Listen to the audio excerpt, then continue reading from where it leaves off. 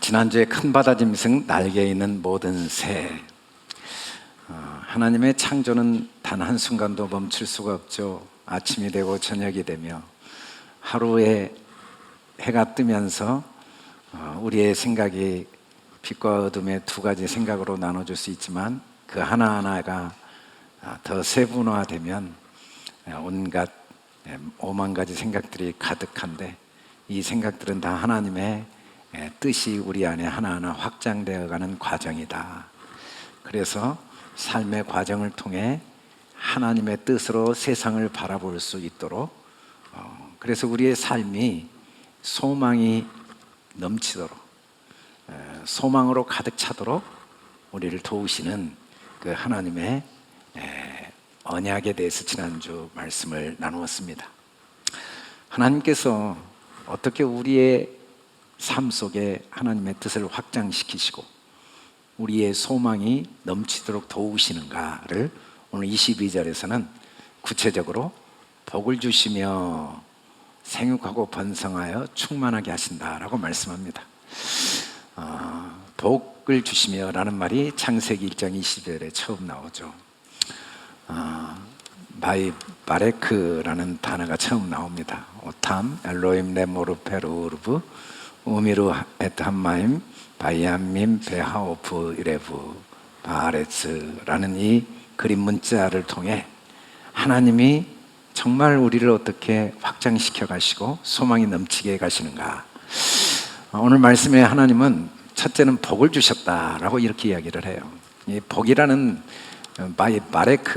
바라크가 복인데, 성경에 마태복음 5장에는 복이 히브리어로는 아쉐르입니다. 아쉐르란 말은 하나님이 우리를 1장 1절로 만드셨다. 태초에 하나님의 천지를 창조하시니라 라고 할 때 하나님이 우리를 자기 형상대로 만드신 상태, 그게 아쉐르, 복이죠.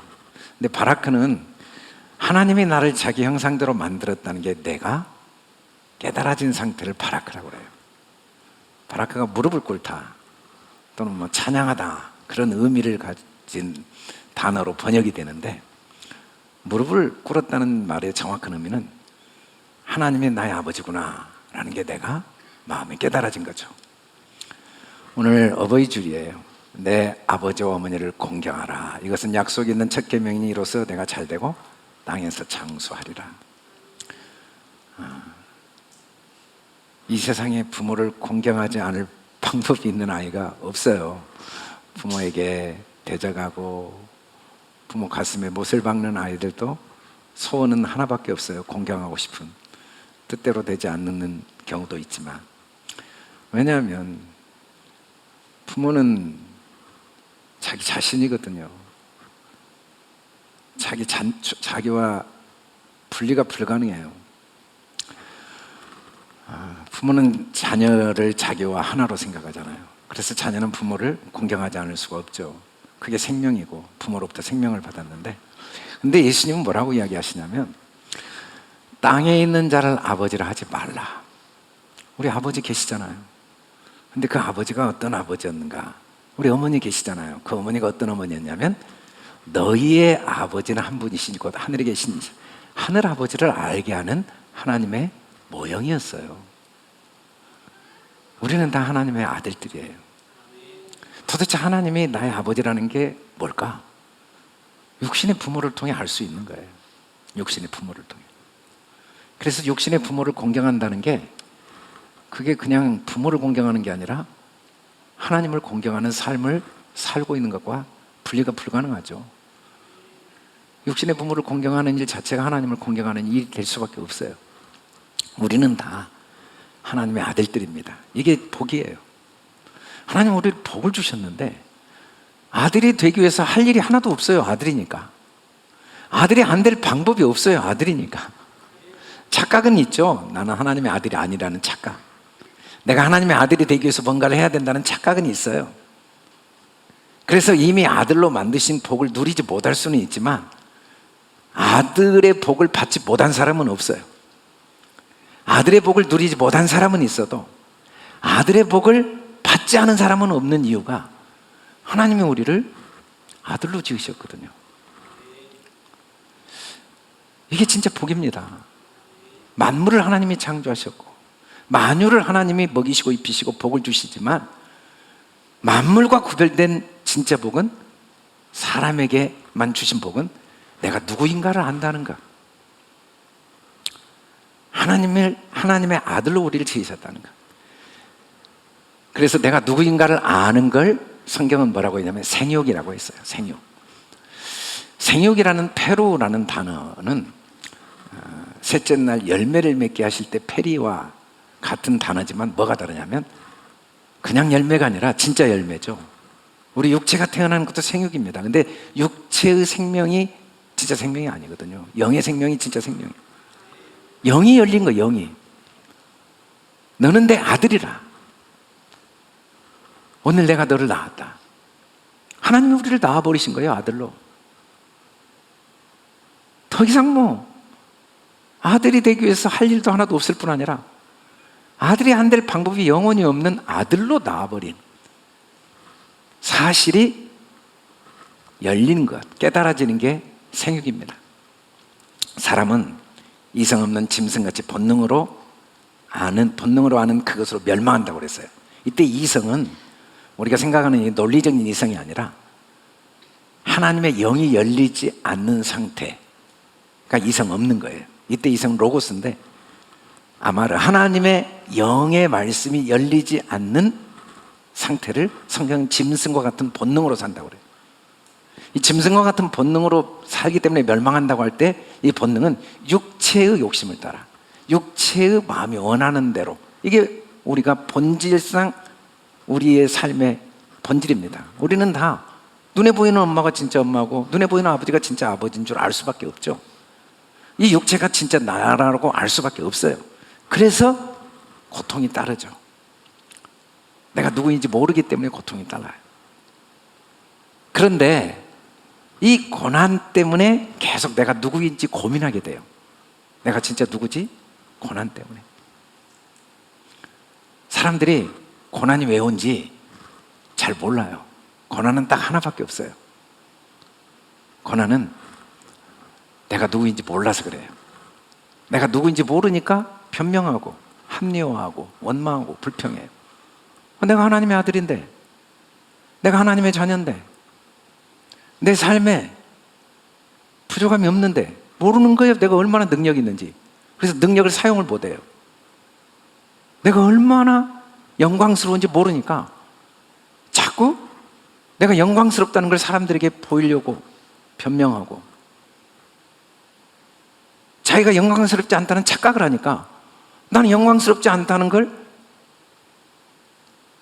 변명하고, 내가 영광스럽지 않을 수밖에 없는 걸 자꾸 합리화하고, 그리고 나의 문제를 환경과 상황에 탓하고 원망하고 불평하고. 그런데 아무리 그래도 문제가 해결이 안 되는데 어느 날 배우게 된 거죠. 그 고난을 통해 하나님이 내 아버지고 내가 하나님의 아들이고 내 삶에 아무 문제가 없구나. 나 아무 문제가 없고 나 아무 누구와도 비교 대상이 아니고 나는 정말 영광스럽고 보배롭고 존귀하고 영원한 존재구나 라는 게 깨우쳐지면 그걸 생육, 그때 진짜 태어난 거죠. 내 아들은 죽었다 다시 살아났고 잃었다 다시 얻었다. 이 누가복음 15장에 탕자는 아버지 재산을 가지고 나갔더니 사람들이 자기를 다 속였어요. 재산 다 잃었어요. 심지어 먹을 것도 주질 않아요. 돼지가 먹는 것도 못 먹게 해요. 굶어 죽게 된 거예요. 그때 변명하지 않았어요. 합리화하지 않았어요. 원망하지 않았어요. 불평하지 않았어요. 깨달았어요. 내가 우리 아버지 부자인데, 내가 우리 아버지의 아들인데, 우리 아버지 집에 아무 문제가 없는데, 부족함이 없는데 내가 왜 아버지 집을 떠나서 이렇게 거지처럼 방황하는가? 깨달은 거죠. 깨달았더니 생육, 그게 살아난 거예요. 깨닫고 나니까 다시 얻은 거예요. 예수께서 대답하여 이르시되 진실로 진실로 내게 이르노니 사람이 거듭나지 않으면 하나님 나라 볼 수 없느니라. 우리는 매일 저녁이 되고 아침이 되죠. 매일 죽었다 살아나죠. 매일 잠들었다 깨어나죠. 그냥 자고 깨어나기만 했는데 시간은 흐르고, 그리고 삶은 계속 새로운 경험을 하고, 몸은 자라고, 나이도 먹고, 인생의 경륜과 경험도 늘어나고, 그러다 어느 날 자녀가 생기고 손주가 생기고, 또 내 삶에 많은 흔적이 생기죠. 하는 일은 자고 깨는 것밖에 없었는데 마찬가지입니다. 우리가 깨닫기 시작하면 계속 생육하게 되는 거예요. 어떻게 깨닫게 되면 육체의 생각, 이 육체의 욕심, 육체의 마음이 전부가 아니라는 걸, 내가 누구인가를 깨닫게 되면, 내가 하나님의 아들이구나 깨닫게 되면 계속 생육하게 됩니다. 끝없이 생육하게 돼요. 우리 몸은 일정한 나이가 되면 더 이상 자라지 않지만 우리 영은 날마다 새롭게 태어나요. 새롭게, 날마다 새롭게, 날마다 더 새롭게. 그렇게 생육을 하고 거듭나면 이제 하나님의 영이 열리게 되면 우리는 그 다음에 번성을 하게 됩니다. 이 번성이라는 단어가 20절에도 나오는데, 그때는 쉐레추라는 이 번성은 오늘 이 우레부라는 번성과 조금 달라요. 단순히 그냥 하나님이 책임지시는 우리 의식, 우리 생각, 우리의 그 지식과 지혜와 생각의 수준이 성장하도록 하나님이 책임지시는 번성이 나의 삶에 구체적으로 적용되어지는 번성, 그게 진짜 복이죠. 하나님이 아무리 나를 도와주셔도, 부모가 아무리 자녀를 사랑해도, 부모가 아무리 자녀에게 학교를 보내고 가르쳐도 그걸 내가 내 것으로 받아들여서 배우고 성장해야죠. 그게 복이에요. 번성, 하나님의 영이 수용되어서 성령의 인도함을 받게 된 거예요. 왜냐하면 내 생각이 깨어졌으니까. 생육하면 생각이 깨어지고 하나님의 영을 받아들이면 성령이 우리를 인도하기 시작합니다. 성령 인도. 그들이 이 같은 일을 행하는 자는 사형에 해당된다. 로마서 1장에 보면 17절부터 인간이 겪는 고난의 내용들이 다 기록되어 있어요. 허망한 마음, 그리고 원망하는 마음, 갈등, 분노, 또 대적, 원망, 미움, 살인, 거짓, 온갖 인간의 고통이 쭉 다 기록되어 있어요. 근데 그 모든 고통의 진짜 이유는 딱 하나예요. 옳다 하느니라. 모든 고통의 원인은 내 생각이 옳다는 생각 때문이에요. 여러분, 이 세상에 우리를 고통스럽게 할 수 있는 것은 하나도 없습니다. 왜냐하면 다 하나님이 하신 일이기 때문에. 그리고 하나님이 하시지 않는 일이 없는데 어떻게 그 일이 선하지 않을 수가 있어요. 그런데 우리는 그걸 받아들이지 않아요. 그 사람이 그랬다, 그 상황이 그랬다, 내 생각이 옳다고 끝까지 주장해요. 하나님이 내가 다 한 거다, 머리카락 하나도 내가 했다, 만물이 나 없이는 존재하지 않는다, 모든 것은 다 내가 주관하고 내가 한 일이고, 내가 하는 모든 일에는 선한 일이 없을 수 없다 라고 아무리 말씀해도 내 생각이 옳은 거예요. 아, 그거 잘못됐어요, 그 상황 싫어요, 그거 문제가 있어요. 세상에 어떤 문제가 있겠습니까마는 내 생각이 그 문제가 있다고 말하거든요. 세상에 어떻게 문제가 있는 사람이 있겠습니까마는 내 생각에 우리 아내 문제 있어요, 우리 남편 문제 있어요, 우리 자녀 문제 있어요, 우리나라 문제 있어요, 우리 시대 문제 있어요. 내 생각이 옳다고, 그 옳다는 생각을 또 증명하고자 해요. 그 증명하기 위해서 또 막 남을 비난하고 원망하고, 또 증명을 받기 위해서 막 남을 설득하고 조종하고 협박하고, 이런 원인 때문에 고통이 있는 거지, 고통은 환경이 사람에게 줄 능력이 없어요. 환경은 사람에게 고통을 줄 능력이 없습니다. 사람은 사람에게 고통을 줄 능력이 없어요. 내 생각만이 나를 고통스럽게 해요. 내 생각. 왜냐하면 배우지 못해서, 성장하지 못해서. 너희는 스스로 할례를 행하여 너희 마음의 가죽을 베고 나 여호와께 속하라. 그리하지 않으면 너희 악행으로 말미암아 나의 분노가 불같이 일어나 사르리니 그것을 끌 자가 없으리라. 여러분, 환경이 아무리 바뀌어도 내가 배우고 성장하지 않는 한 고통은 멈춰지지 않아요. 수천 년 동안 많은 문제들이 있어요. 건강 문제, 물질 문제, 기후 문제, 국가 문제, 계급 문제, 남녀 문제, 시대 문제, 얼마나 많은 문제가 있는지 몰라요. 문제는 아무 문제 아니에요. 그 문제 때문에 우리는 내 속에 무한한 하나님의 능력들이 개발됐어요. 지금 이 순간 지구상에 우리의 소원대로 문제가 하나도 없어 보세요. 그게 무슨 의미가 있어요? 문제가 하나도 없으면 이제 이 중에 78억 중에 할 일이 있는 사람이 한 명도 없어요.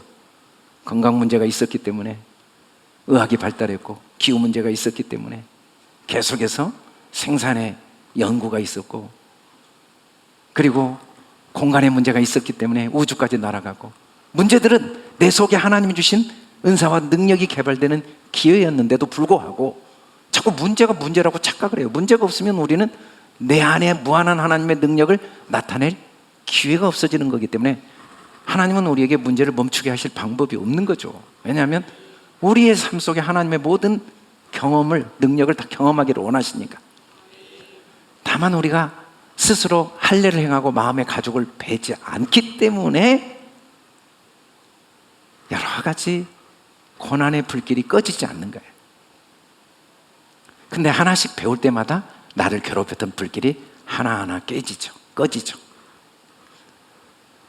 너희는 가서 내가 긍휼을 원하고 제사를 원하지 아니하노라는 뜻이 무엇인지 배우라. 하나님은 긍휼밖에 하시는 일이 하나도 없어요. 긍휼을 원한다 이 말은 나는 너를 한순간도 멈추지 않고 돕고 있다.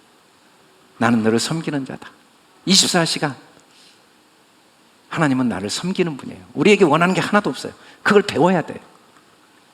욥은 갑자기 아이들이 죽었습니다. 재산을 다 잃었습니다. 온몸이 병이 들었습니다. 아내가 자기를 저주했습니다. 그렇게 자기를 존경하던 친구들과 제자들이 와서 날마다 자기를 비난합니다. 욥은 그게 문제가 있다고 생각했어요. 재산을 잃은 게 문제고, 자식을 잃은 게 문제고, 몸에 병이 든 게 문제고, 나를 비난하는 사람들이 문제라고 생각하고 착각을 했어요. 재산을 잃어서 고통이 아니었는데, 몸에 병이 고통이 아니었는데, 사람들이 자기를 비난하고 무시하고 정죄하는 게 고통이 아니었어요. 그게 다 하나님이 하신 일인 걸 인정하지 않고 내 생각이 옳다는 게 고통의 원인이었는데 그걸 몰랐어요. 근데 어느 날 깨달았죠. 아, 모든 문제의 원인이 나의 옳다는 생각이구나. 무지한 말로 이치를 가렸구나. 깨닫지 못한 일을 말했구나. 알 수도 없고 헤아리기도 어려운 일을 내가 말했구나. 이게 다 하나님이 하신 일인데, 이 속에 하나님의 선한 뜻이 있는데 그걸 내가 인정하지 않았구나.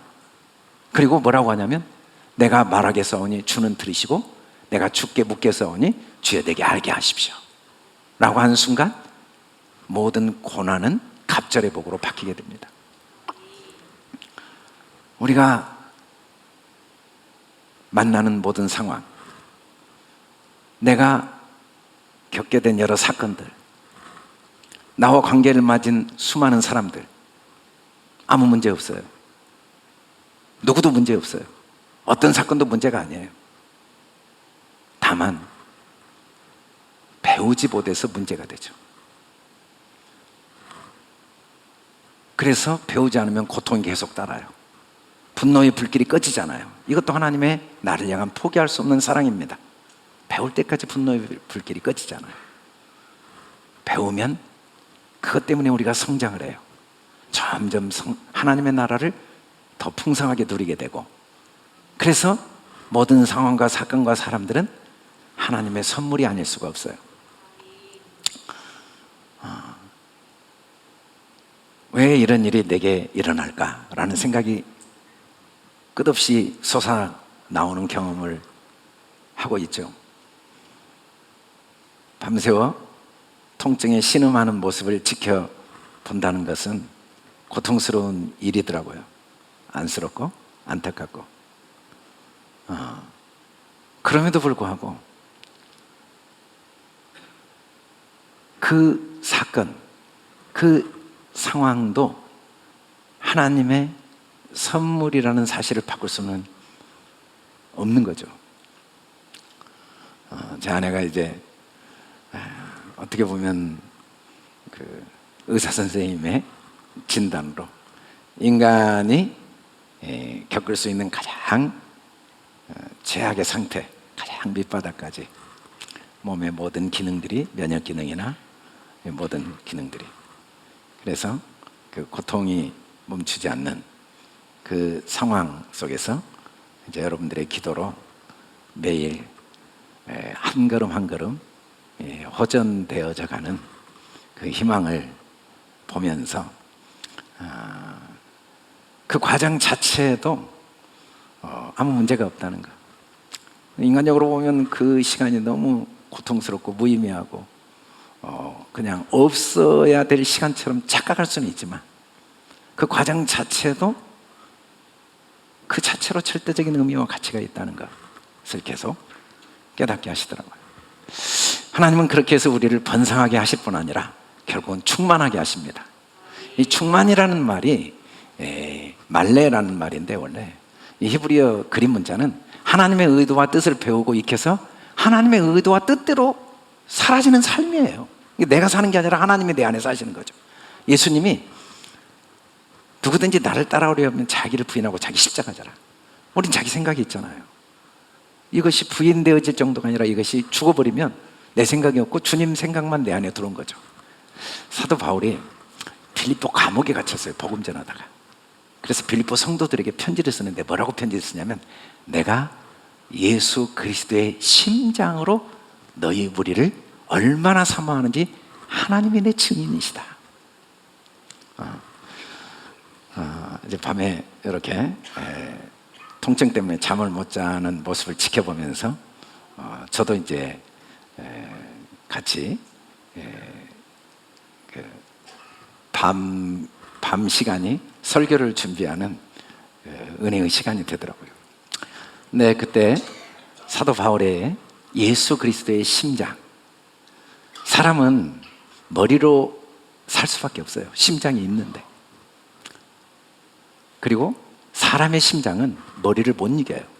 그런데 예수 그리스도의 심장은 머리를 이기거든요. 사람의 심장도 머리를 딱 한 번 이겨요. 자녀에 대해서만은. 오늘 우리가 영상에 본 것처럼 자기 4살 먹은 자녀를 위해 손가락에 피를 다 쏟아내잖아요. 머리는 지식 중심입니다. 옳고 그름 중심이고 상대적이에요. 그러나 심장은 생명입니다. 사랑이고 절대적이에요. 옳고 그름이 의미가 없어요. 여러분, 부모는 자녀를 머리로 대할 방법이 없어요. 심장으로밖에 못 대.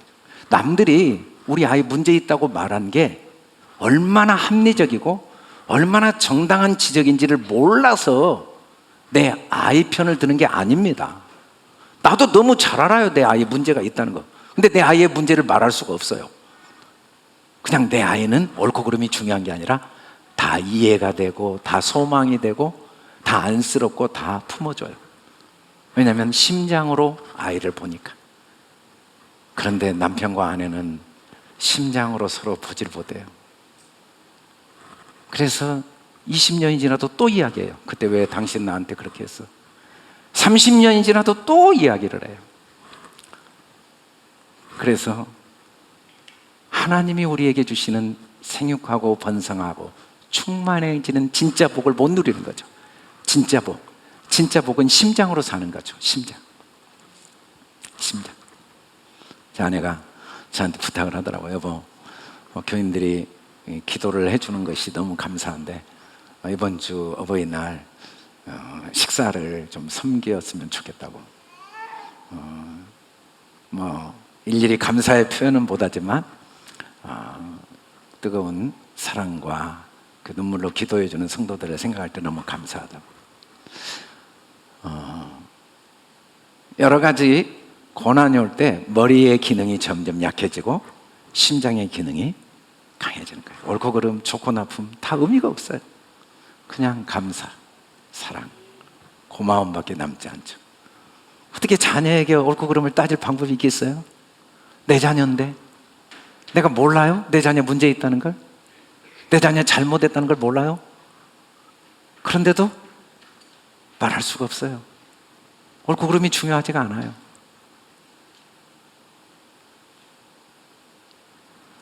하나님은 우리가 그 수준까지 가기를 원해요. 충만해지기를. 특별히 오늘 결론적으로 새들도 땅에 번성하라 이렇게 말씀하실 때 이 새들은 우리가 지난주에 공부한 것처럼 하나님의 시야를 가진 게 새예요. 근데 어디에 번성하냐면 땅에 번성. 이 바아레츠라는 단어가 처음 나오는데, 아레츠는 우리 사람 마음인데, 바아레츠는 베레시트 안에 있는 사람 마음, 하나님 안에 있는 마음. 그러니까 우리 마음이 하나님 마음까지 번성하기를 원하시는 거죠. 하나님 마음까지 번성하려면 하늘로 올라가야 돼요. 하나님의 뜻이 땅에 이루어지려면 내가 먼저 하나님과 하나가 돼야 하나님 마음이 내 마음이 되죠. 여러분, 하나님 마음이 내 마음이 되면 딱 변화되는 게 뭐냐면 판단이 다 없어져요. 판단할 게 하나도 없어요. 가끔 계시를 받았대요. 특별한 하나님의 은혜를 받았대요. 그런데 내려와서 하는 말이 나를 따르라 그러면 다 거짓말입니다. 진짜 하나님 만나면 부모가 자녀의 어떤 모습도 다 용납하고 인정하고 귀하게 여긴 것처럼 이 세상에 누구도 소중하게 여기고 이 세상에 어떤 사건도 그 자체로 소중하게 여기는 사람이 하늘에 올라갔다 온 사람이에요. 하나님은 어떤 사건도 판단하지 않으십니다. 하나님은 누구도 정죄하거나 판단하지 않으십니다. 하나님은 모든 걸 다 품으시고 이해하시고 긍휼히 여기시고 안쓰러워하시고 섬기시고 도우십니다. 하나님은 우리가 반드시 새들도 땅에 번성하기를 원해요. 우리 생각의 수준이 반드시 땅에 번성, 어느 것도 판단하지 않는 사람이 되기를 원하세요. 이게 진짜 자유니까, 이게 진짜 행복이니까. 내가 살아온 삶의 어떤 것도 판단하지 않고 세상에 일어난 어떤 사건도 판단하지 않고. 문제가 너무 많잖아요. 국가도 문제가 많고 지도자도 문제가 많고 경제도 문제가 많고 어린 세대도 문제가 많고 어른 세대도 문제가 많고 MZ 세대도 문제가 많고 북한도 문제가 많고. 그 문제를 몰라서 판단하지 않는 게 아니라 그 문제가 다 하나님이 하신 일이고, 그리고 그 자체로 나를 향한 하나님의 선한 뜻이 담겨있지 않을 수 없기 때문에 어느 것도 판단하지 않는, 판단 대신 뭐 하는가? 그걸 통해 더 생명을 얻게 하고 함께 생명을 나누는, 그것 때문에 더 하나님의 은혜를 배우고 더 하나님의 소망을 간직하고 더 감사가 커지고 더 마음의 용기가 커지고 더 마음의 여유와 자유가 커지고 더 마음에 부유해지고. 착각은 할 수 있죠. 자기가 가난하다고, 자기는 못났다고, 자기 삶은 남들에 비해서 너무 무가치하고 초라하고 부끄럽고 무의미하고 내놓을 게 없다는 착각은 할 수 있는데, 하나님은 우리가 땅에 번성하기를 원하세요. 아니야. 그 과정, 그 죽음의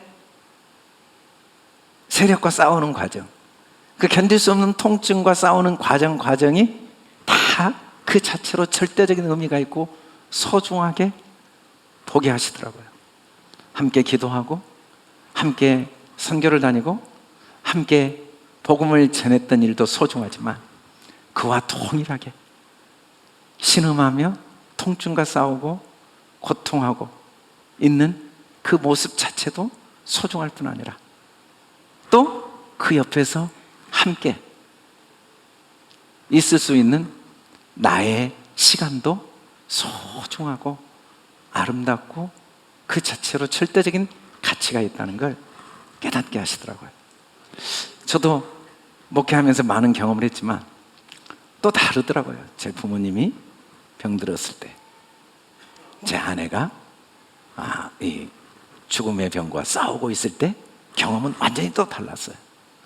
그러나 결국은 어느 것 하나 그 자체로 절대적인 가치와 의미와 그 하나님의 선물이 아닐 수 없다는 사실을 마음으로 깨닫게 하시고 그 시간도 감사하고 소중하게 여기고 그걸 통해 또 하나님이 하실 일이 지금은 안 보이지만 기대가 되고 그걸 통해 또 하나님이 행하실 생명의 역사에 소망을 함께 이야기할 수 있어서 너무 감사했어요. 하나님은 우리가 반드시 생육하고 번성하고 충만하고 더 나아가 땅에까지 번성하기를 원하세요. 그래서 결론적으로 하나님이 우리에게 복을 주시고 생육하고 번성하고 충만하게 되면 모든 걸 주님이 하신 것으로 인정합니다. 어느 것 하나도 주님이 하시지 않고는 존재할 수도 없고 일어날 수도 없어요. 어떻게 사탄이 욥의 모든 재산을 빼앗아가는 일이 사단이 할 수 있는 일이겠습니까? 어떻게 자녀를 다 죽게 하는 일이 사단이 하는 일이겠어요? 어떻게 그렇게 가장 고통스러운 시간에 와서 아픈 상처에 더 고통스러운 물을 뿌리는 것처럼 비난하는 친구들의 비난이 그들이 하는 일일 수 있겠습니까? 그것도 다 하나님이 하신 일이라는 걸 인정하는 수준까지 우리가 자라기를 원하시죠. 그리고 하나님이 하신 일이기에 그 모든 일들이 그 자체로 의미가 있고 가치가 있고 소중하지 않을 수 없다는 걸 인정하는 수준까지 우리에게 복을 주시기를 원하시죠. 그래서 모든 게 주님이 하신 일이기에 주님께 하듯 사람에게 하듯 하지 않는 복을 반드시 누리도록 도우십니다. 다윗이 그를 가르쳐 이르되 내가 항상 내 앞에 계신 주를 배웠으며 나로 요동하지 않게 하기 위하여 그가 내 우편에 계시도다. 삶의 환경들은 파도처럼 끊임없이 우리를 밀어내지만 아무리 파도가 거세도 결국은 바다일 수밖에 없는 것처럼 아무리 우리의 삶에 많은 일들이 일어난다 할지라도 어떻게 하나님이 받으시는 제사를 드렸는데 형에게 돌에 맞아 죽을 수가 있습니까?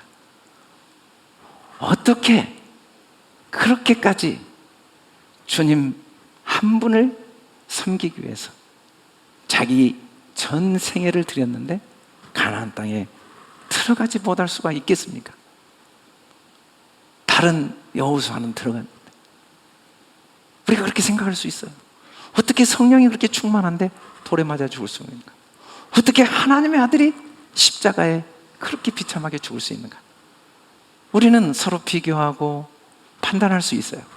그러나 하나님은 우리가 어떤 상황 속에도 바울의 고백대로 달려갈 길을 마치고 믿음의 선한 싸움을 싸우고 내게 일어난 모든 상황이 면류관을 얻게 하는 하나님의 선물임을 인정하는 요동치 않는 수준까지 번성하도록 우리의 생각이, 그러므로 내 마음이 기뻐하였고, 그래서 시간이 흘러가고 사건은 끊임없이 우리에게 밀려오지만 마음만은 점점 더 기뻐하고 내 혀도 더 소망, 즐거움을 이야기하고 육체의 삶은 더 희망이 넘치는, 환경과 상황은 바꾸지 못해도 어떤 상황 속에서도 더 희망을 이야기하고 하나님의 행하실 그 놀라운 일들을 기대하며 꿈꾸는 복을 누리기를 원하십니다. 그래서 우리 마음이 항상 기쁘고 함께 기뻐하고 우리 말이 항상 서로 즐거움을 이야기하고 더 즐거움을 나눠주고 우리의 삶의 모든 상황들이 더 많은 희망과 용기를 서로 나누고 갖는 수준까지 자라도록 복을 주시고 생육하고 번성하고 충만케 하시는 과정이 저와 여러분의 삶이었어요. 나는 왜 이렇게 살아왔을까? 나는 왜 이렇게 어리석게 살았을까? 나는 왜 이렇게 부끄럽게 살았을까? 나는 왜 이렇게 해놓은 것이 없이 살았을까? 라고 착각 안 할 수 있지만 그런 일은 불가능합니다. 여러분의 삶은 어느 것 하나 소중하지 않은 것이 없었고 하나도 문제 있는 게 없습니다. 다 하나님이 여러분을 복을 주시는 과정이었어요. 여러분을 생육하게 하시는 과정이었고 여러분이 더 번성하고 충만해져서 결국은 마음이 어제보다 오늘 더 기뻐하고 우리의 말이 더 즐겁고 함께 즐거움을 이야기하고 우리의 삶이 더 희망으로 넘쳐나고, 그래서 내가 가는 곳에 함께 마음의 기쁨을 나누고 내가 가는 곳에 나의 말로 함께 더 즐거워하고 내가 숨쉬는 그 공간 속에 함께 더 큰 소망을 갖도록 우리를 도와오신 그 하나님의 손길에 벗어날 수 있는 사람은 없었습니다. 여러분은 그렇게 살아오셨고 이 한 주도 하나님이 여러분을 그렇게 살게 하시고 앞으로도 여러분의 삶 속에 일어나는 일들은 바꿀 수 없지만 하나님이 주시는 복을 빼앗을 수 없다는 걸 기억하고 이 복을 깨닫고 누리는 저와 여러분 될 수 있기를 주님의 이름으로 축원합니다. 이 시간에는 우리 수료자들 영상을 잠깐 보고 수료식을 하겠습니다.